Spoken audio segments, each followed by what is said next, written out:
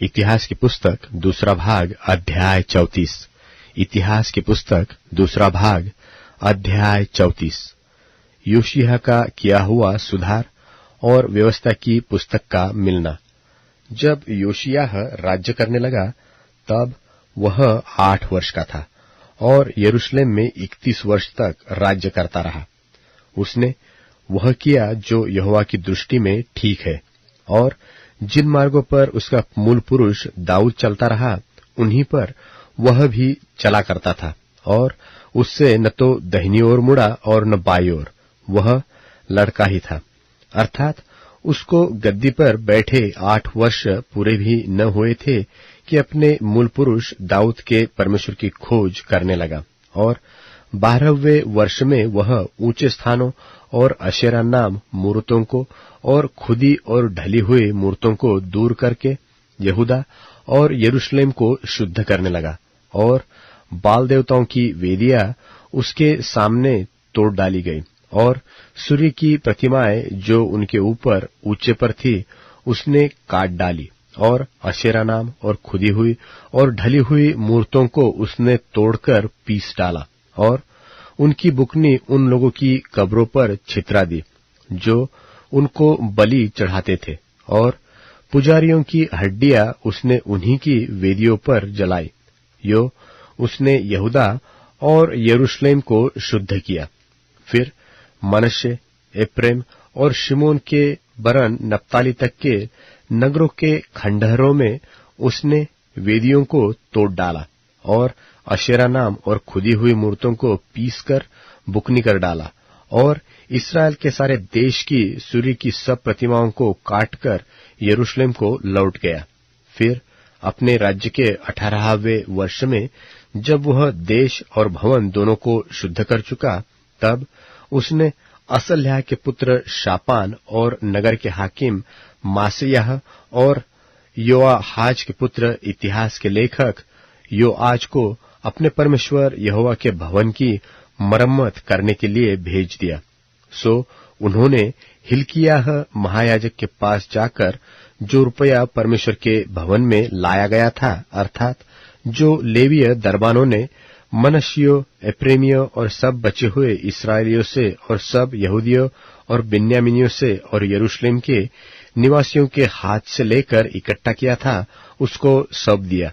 अर्थात उन्होंने उसे उस काम करने वालों के हाथ सौंप दिया जो यहोवा के भवन के काम पर मुखिए थे, और यहोवा के भवन के उन काम करने वालों ने उसे भवन में जो कुछ टूटा फूटा था उसकी मरम्मत करने में लगाया। अर्थात उन्होंने उसे बढ़इयों और राजाओं को दिया कि वे गढ़े हुए पत्थर और जोड़ों के लिए लकड़ी मोल ले, और उन घरों को पाटे जो यहूदा के राजाओं ने नाश कर दिए थे। और वे मनुष्य सच्चाई से काम करते थे, और उनके अधिकारी मरारियह, यहत और ओबद्याह, लेवीय और कहाती, जकरियाह, मशुल्लाम काम चलाने वाले और गाने बजाने का भेद सब जानने वाले लेवीय भी थे। फिर वे बोझियों के अधिकारी थे और भांति भांति की सेवकाई और काम चलाने वाले थे, और कुछ लेवीय मुंशी, सरदार और दरबान थे। जब वे उस रुपये को जो यहोवा के भवन में पहुंचाया गया था निकाल रहे थे, तब हिल्किय्याह याजक को मूसा के द्वारा दी हुई यहोवा की व्यवस्था की पुस्तक मिली। तब हिल्किय्याह ने शापान मंत्री से कहा, मुझे यहोवा के भवन में व्यवस्था की पुस्तक मिली है। तब हिल्किय्याह ने शापान को वह पुस्तक दी। तब शापान उस पुस्तक को राजा के पास ले गया और यह संदेशा दिया कि जो जो काम तेरे कर्मचारियों को सौंपा गया था उसे वे कर रहे थे, और जो रुपया यहोवा के भवन में मिला उसको उन्होंने उंडेल कर मुखियों और कारीगरों के हाथों में सौंप दिया है। फिर शापान मंत्री ने राजा को यह भी बता दिया कि हिल्किय्याह याजक ने मुझे एक पुस्तक दी है। तब शापान ने उसमें से राजा को पढ़कर सुनाया। व्यवस्था की वे बातें सुनकर राजा ने अपने वस्त्र फाड़े।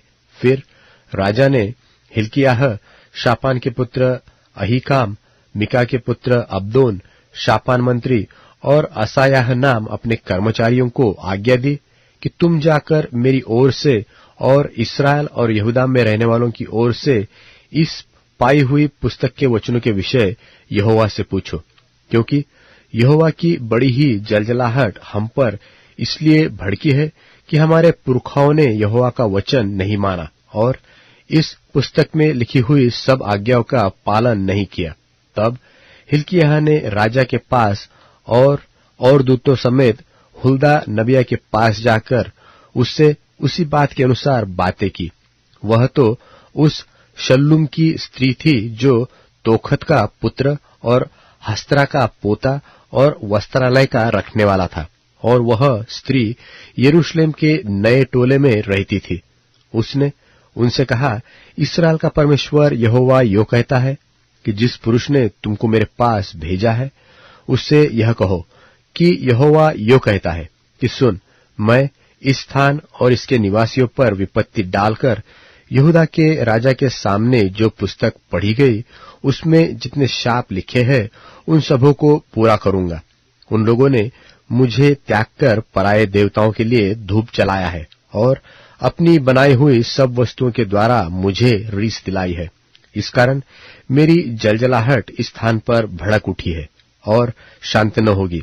परंतु यहूदा का राजा जिसने तुम्हें यहोवा के पूछने को भेज दिया है उससे तुम यो कहो कि इस्राएल का परमेश्वर यहोवा यो कहता है कि इसलिए कि तू वे बातें सुनकर दीन हुआ और परमेश्वर के सामने अपना सिर नवाया और उसकी बातें सुनकर जो उसने इस स्थान और इस निवासियों के विरुद्ध कही, तूने मेरे सामने अपना सिर नवाया और वस्त्र फाड़कर मेरे सामने रोया है। इस कारण मैंने तेरी सुनी है। यहोवा की यही वाणी है, सुन, मैं तुझे तेरे पुरखाओं के संग ऐसा मिलाऊंगा कि तू शांति से अपनी कब्र को पहुंचाया जाएगा, और जो विपत्ति मैं इस स्थान पर और इसके निवासियों पर डालना चाहता हूं उसमें से तुझे अपनी आंखों से कुछ भी देखना न पड़ेगा। तब उन लोगों ने लौटकर राजा को यही संदेश दिया। तब राजा ने यहूदा और यरूशलेम के सब पुरनियों को इकट्ठे होने को बुलवा भेजा, और राजा यहूदा के सब लोगों और यरूशलेम के सब निवासियों और याजकों और लेवियों वरन छोटे बड़े सारी प्रजा के लोगों को संग लेकर यहोवा के भवन को गया। तब उसने जो वाचा की पुस्तक यहोवा के भवन में मिली थी उसमें की सारी बातें उनको पढ़कर सुनाई।